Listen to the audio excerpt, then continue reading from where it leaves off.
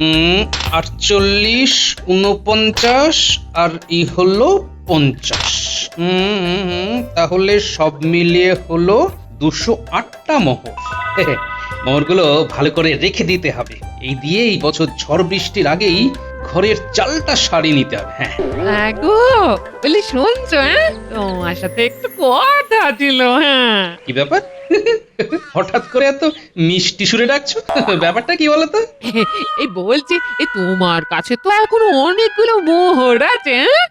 আমাকে না ওখান থেকে কিছু মোহর দিয়ে একটা নাকছাবি বানিয়ে দাও না গো। সবার তো নাক আছে, কিন্তু তোমার তো নাকই নেই। তাহলে তুমি আমাকে নাকছাবিটা করিয়ে দেবে না, তাই তো? আগে নাক বানাও, তারপর না হয় নাক ছাবি বানাবে। আমি আসছি, দরজার শিকলটা তুলে দাও।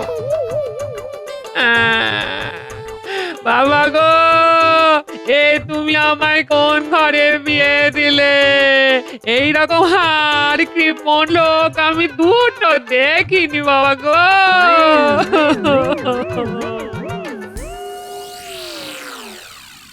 রে, যা বললাম বুঝে গেছিস তো? আপনি কিচ্ছু চিন্তা করবেন না মন্ত্রীমশাই, সব একেবারে জলের মতো পরিষ্কার। সব যখন বুঝে গেছিস তখন আজ রাত থেকেই কাজে লেগে যা। তো সাবধান, কেউ যেন তোদের সন্দেহ না করে। কৃষ্ণনগরবাসীর মাথায় এত বুদ্ধি নেই যে আমাদেরকে সন্দেহ করবে। আপনি শুধু ওই আমাদের ভাগটা ঠিক করে বুঝিয়ে দেবেন, ব্যাস। আপনাকে আর অন্য কোনো কিছু নিয়ে চিন্তা করতে হবে না মন্ত্রী মশাই।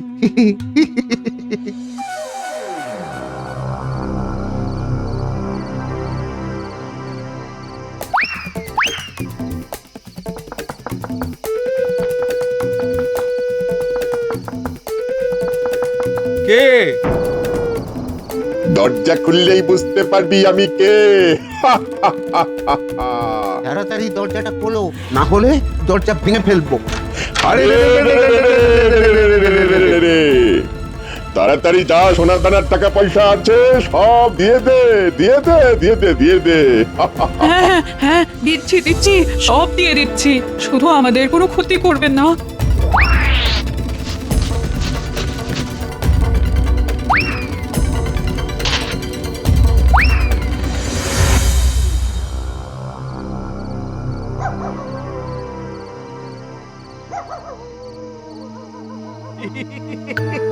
ওরে বাবা, কটা কটা, তোরা তো একেবারে কামাল করে দিয়েছিস, একেবারে কামাল করে দিয়েছিস। এত সোনা, রে বাবা, বাবারে বাবারে বাবারে বাবা। নিন মন্ত্রীমশাই, এইবার আমাদের ভাগটা বুঝিয়ে দিন। আরে আরে এত ব্যস্ত হচ্ছিস কেন? ওরা তোদের ভাগ ঠিক সময় মতো পেয়ে যাবি। নে নে, কেউ দেখে ফেলার আগে মানে মানে এখান থেকে চলে যা, যা। কিন্তু আরে বললাম তো পেয়ে যাবি, যা যা। ইয়ে মানে মন্ত্রীমশাই, আমাদের কথাটা তো একবার শুনুন। পরে পরে পরে যা হবে পরে।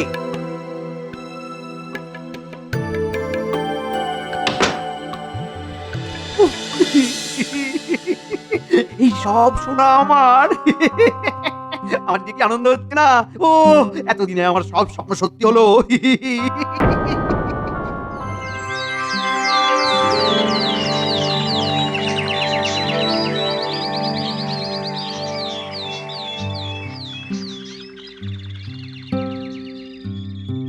হায় হায় হায় হায়, বলি কি সর্বনাশ নেমে এলো কৃষ্ণনগরে। কি হয়েছে? আরে কাল মূর্তিদের বাড়িতে ডাকাতি হয়েছে। হ্যাঁ ডাকাতি? কি বলছো গো? হ্যাঁ গো, গ্রামের আরো অনেক বাড়িতে ডাকাতি হয়েছে। হ্যাঁ, গোটা গ্রামবাসী তো খুব ভয়ে আছে, সবাই মিলে মহারাজের কাছে গেল। হ্যাঁ, তাই নাকি? তাহলে তো আমাকে একবার রাজবাড়িতে যেতে হচ্ছে। আচ্ছা আচ্ছা, ঠিক আছে। হ্যাঁ, ঠিক আছে ঠিক আছে।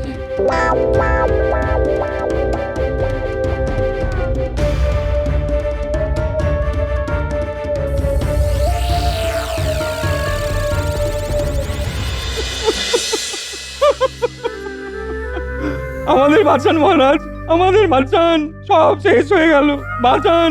মহারাজ, আমরা গরিব মানুষ, এইভাবে ডাকাতরা এসে আমাদের সর্বস্ব নিয়ে যদি চলে যায় তাহলে আমরা কোথায় যাব মহারাজ? সবার তো এখনো ডাকাতি হয়নি, কিন্তু আমার তো যেটুকু ছিল সেটাও চলে গেল। কি হবে বলুন তো মহারাজ? আচ্ছা আচ্ছা, ঠিক আছে ঠিক আছে, তোমরা এইভাবে কান্নাকাটি করো না। আমি দেখছি কি করা যায়। কি ব্যাপার সেনাপতি, তুমি থাকতে ডাকাতি হলো কিভাবে? কে মানে মহারাজ, আমি তো কিছু বুঝতেই পারছি না। আমি তো সীমানায় পাহারা বসেই রেখেছিলাম, কিন্তু কিভাবে ডাকাতরা কৃষ্ণনগরে প্রবেশ করলো আমার মাথাতেই আসছে না। সেনাপতিকে দোষ দিয়ে কি হবে মহারাজ? ডাকাতি তো হতেই পারে, কিন্তু আমাদের সাবধানে থাকতে হবে। আমাদের এমন কিছু একটা করতে হবে যাতে ডাকাতরা আর কারোর গচ্ছিত সম্পদ নিয়ে না যেতে পারে। কিন্তু কি করা যায় বলো তো মন্ত্রী? মহারাজ, ডাকাতরা একবার যখন কৃষ্ণনগরে ঢুকে পড়েছে তখন আমি নিশ্চিত ওরা আবার ডাকাতি করবে। তাই জন্য সকলের গচ্ছিত সম্পদ এমন জায়গায় রাখতে হবে যাতে ওই ডাকাতরা খুনাক্ষরেও টের না পায়। এই কথাটা তুমি ঠিক বলেছো মন্ত্রী, কিন্তু এত সোনাদানা রাখবো কোথায়? মহারাজ, আপনি যদি বলেন তাহলে এই দায়িত্ব আমি নিতে পারি। তুমি নেবে মানে? কি বলতে চাইছো একটু খোলসা করে বলো তো মন্ত্রী। মহারাজ, আমি বলতে চাইছি আমার বাড়িতে একটি বড় সিন্ধুক আছে। সেই সিন্ধুকের মধ্যে গ্রামের সকলে যদি তাদের সোনা দানা রেখে দেয় তাহলে আর কোনো চিন্তাই থাকবে না। আর সকলের সোনা কোথায় আছে সেটা ডাকাতরা জানতেও পারবে না। মহারাজ, আমার একটা কথা ছিল, সকলের সোনা একটা সিন্ধুকে রাখা হবে সেটা ভালো কথা, কিন্তু এটা তো রাজবাড়িতেই রাখা যেতে পারে। মন্ত্রী মশাইয়ের বাড়িতে রাখার তো কোনো প্রয়োজন নেই, কারণ মন্ত্রী মশাইয়ের থেকে আপনার বাড়িতে নিরাপত্তা অনেকটা বেশি মহারাজ। গোপাল, তুমি একেবারে ঠিক কথা বলেছো। ওহ, এ ব্যাটার সবকিছুর মধ্যে কথা না বললেই নয়। তবে ওর সবকিছু ভেঙে দেওয়ার আগেই আমাকে কিছু একটা বলে পুরো ব্যাপারটা সামলাতে হবে। ওটাই তো সমস্যা মহারাজ, ওটাই হচ্ছে সমস্যা। দেখুন, সীমানায় এত সেনা থাকা সত্ত্বেও ওই ডাকাতরা কিভাবে আমাদের সীমানায় ঢুকে পড়লো? আর রাজবাড়িতে ঢোকা ওদের কাছে এমন কি শক্ত ব্যাপার হবে? কারণ ওরা তো সবার কাছ থেকে যখন সোনা দানা পাবে না তখন তো মহারাজকেই সন্দেহ করবে আর রাজবাড়িতেই আক্রমণ করবে। হ্যাঁ মন্ত্রী, তোমার কথাটাও ঠিক। আর তোমার কাছে যদি সোনাগুলো থাকে তাহলে ডাকাতগুলো আর সন্দেহ করতে পারবে না। এই তো কি সুন্দর বুঝে গেলেন মহারাজ। তাহলে ওই কথাই রইল মহারাজ, সবার সোনা আমার কাছেই, না মানে আমার বাড়ির সিন্ধুকেই থাকবে। বেশ বেশ, সবাই শোনো, কালকে তোমাদের সমস্ত সোনা দানা নিয়ে এসে মন্ত্রীর বাড়িতে জমা দিবে। এতে তোমাদের সোনা অনেক বেশি সুরক্ষিত থাকবে। মহারাজ, মহারাজ মহারাজ, ওই আপনার কথা মতো আমরা আমাদের সমস্ত সোনা ওই মন্ত্রী মশাইয়ের বাড়িতে রেখে দেব। তবে দেখবেন যেন আমাদের কোনো কিছু ওই খোয়া না যায়, কারণ আমাদের ওইটুকুই তো গচ্ছিত সম্পদ রয়েছে। আরে তোমাদের কোনো ভয় পাওয়ার কারণই নেই, তোমাদের সমস্ত কিছু একেবারে সুরক্ষিত থাকবে। হ্যাঁ, তোমাদের চিন্তারও কোনো কারণ নেই। আর মন্ত্রী, যতদিন সকলে সোনাদানা তোমার কাছে থাকবে ততদিন তোমাকে আর রাজসভায় আসতে হবে না। তুমি বাড়িতে বসে ওগুলো ভালো করে পাহারা দেবে, আর তুমি তোমার মাসিক বেতন ঠিক সময়ই পেয়ে যাবে। আজ্ঞে মহারাজ। এতদিন পর আমার মনের ইচ্ছে পূরণ হতে চলেছে। এইবার আমি সবার সোনা দানা দিয়ে অনেক অনেক অনেক বড় লোক হয়ে যাব। বেড়ালকে মাছের দায়িত্ব দিলে বেড়াল তো মাছ চুরি করবেই না। আমাকে চোখ কান খোলা রেখে এই মন্ত্রীর উপর নজর রাখতে হবে। হ্যাঁ, দে দে দে, এক এক করে সবাই তোদের সোনাগুলো আমার হাতে তুলে দে। আর কোনো চিন্তা করবি না, তোদের সকলের সোনা আমার কাছে একেবারে সুরক্ষিত থাকবে। দে দে দে দে দে দে দে।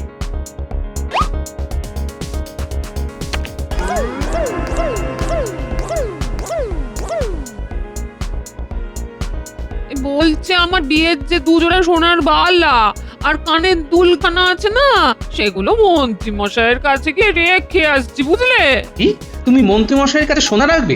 হ্যাঁ, আসলে বাড়িতে সোনা রাখতে খুব ভয় লাগছে, যদি ডাকাতরা এসে সব নিয়ে যায়। তুমি কি ভাবছো মন্ত্রী মশাইয়ের কাছে সোনা রাখলেই তোমার সব সোনা সুরক্ষিত থাকবে? মন্ত্রী মশাই ডাকাতের চেয়েও ভয়ঙ্কর। ডাকাতরা যদি ধরা পড়ে তাহলে তুমি তাও সোনা ফেরত পেতে পারো, কিন্তু মন্ত্রী মশাইয়ের হাতে একবার সোনা পড়লে সেই সোনার কথা তোমাকে ভুলে যেতে হবে গিন্নি। তাই বেশি কথা না বলে যেখানকার জিনিস সেখানেই রেখে দাও। ডাকাত এলে সোনা নিয়ে যাবে তাও ভালো, কিন্তু মন্ত্রী মশাইয়ের কাছে আমি সোনা রাখতে দেব না। হ্যাঁ,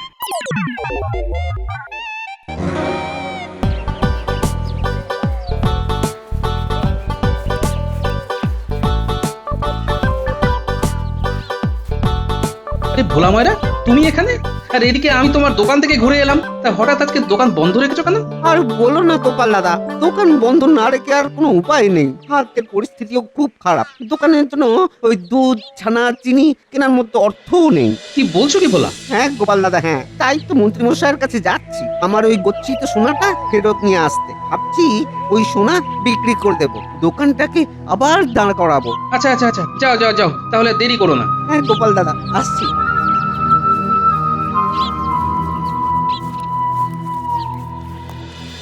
না না, মামা বাড়ির আবদার নাকি এ যখন তখন সোনা চাইলেই পাওয়া যায় নাকি? আমি তো অন্য কারোর সোনা চাইছি না মন্ত্রী মশাই, আমি আমার গচ্ছিত সোনাই তো চাইছি।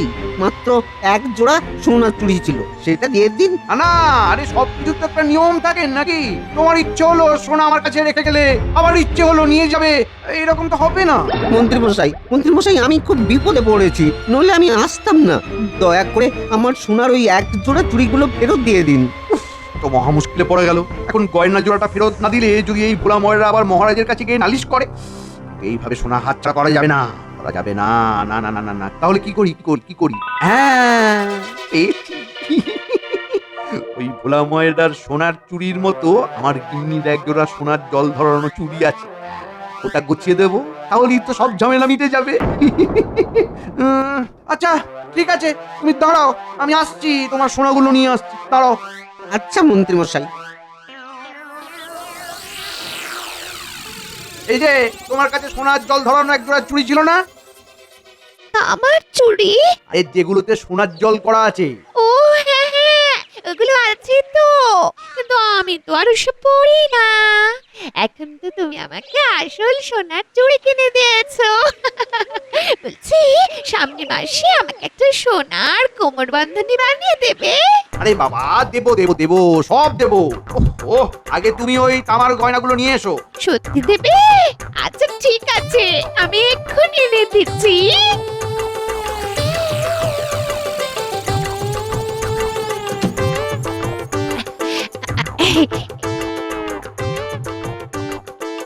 এই নাও, কিন্তু এগুলো দিয়ে তুমি কি করবে? আমি পরে বসে থাকবো। হয়েছে, শান্তি, এবার যাও যাও, নিজের কাজে যাও, যাও।